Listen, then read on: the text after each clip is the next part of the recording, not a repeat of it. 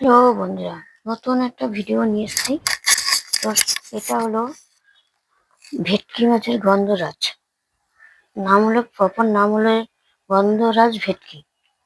তো আমি এখানে 1 কেজি ভেটকি মাছ নিয়েছি বোনলেস করে। এর মধ্যে আমি একটু আদা, রসুন, একটু নুন দিয়েছি। এই যে লেবুটা দেখছো, লেবুর খোসা দিয়ে আমি মেখে রেখে দেবো আধা ঘন্টা। তারপরে আমি এটাকে রান্না করব। একটু কর্নস্টার্চ দিয়ে হালকা করে ভেজে নেব। ভাজার পরে এই যে দেখছো বডিটা এরকম লাগবে দেখতে। এখানে আমার মাখন আছে। ওই কড়াইতে মাখন দেব,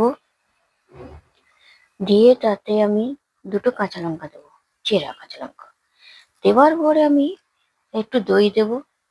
দইটা একটু ফাটিয়ে দিতে হবে, আমি তাড়াহুড়ো করে দইটা ফাটাতে পারিনি।